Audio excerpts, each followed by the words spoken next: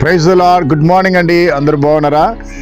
దేని యొక్క వాగ్దానాన్ని ప్రతిరోజు మీరు అందరికీ షేర్ చేయండి. కనీసం ఒక 20 మంది కన్నా 30 మంది కన్నా మీరు షేర్ చేయాల్సిందిగా మనవి చేస్తున్నాండి. ఈరోజు దేవుని వాగ్దానం చదువుకుందాం. ఆదికాండం 28:8 వచనము. యాకోబు తన తల్లిదండ్రుల మాట విని వద్దనారామునకు వెళ్ళిపోయిననియో.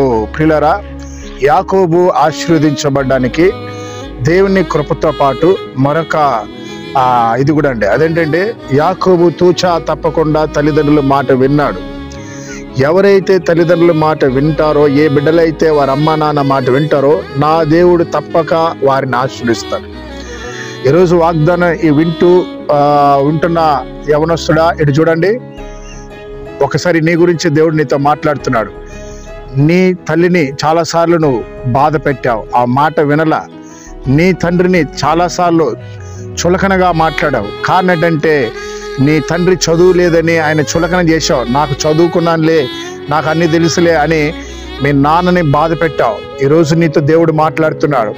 వారు మాట వింటేనే నువ్వు బాగుపడతావు, నిన్ను దేవుడు ఆశీర్వదిస్తాడు.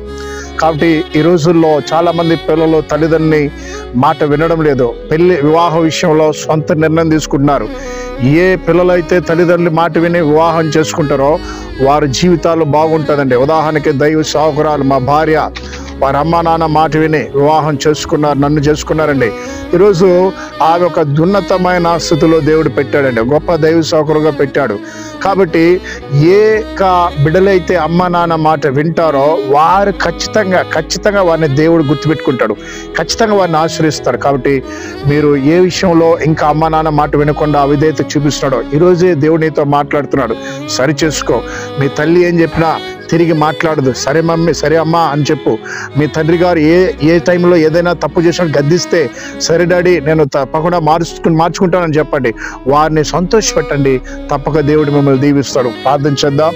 మహాగణుడా, పరిశుద్ధుడా, నిరంతరము స్తోత్రార్హుడా, ఈ వాగ్దానం విన్న బిడ్డల మీద అయా నీ కృప ఉంచండి. ముఖ్యంగా పిల్లలైనా వారి అమ్మ నాన్న మాట వినటకు సహాయం చేయండి. ఇదిగో తండ్రి, ఎంతో మంది తల్లులైనా అదే ప్రభా బిడ్డల విషయమై కన్నీళ్లు కారుస్తున్నారు. వారి యొక్క మొర వినమని ప్రార్థిస్తున్నాను తండ్రి.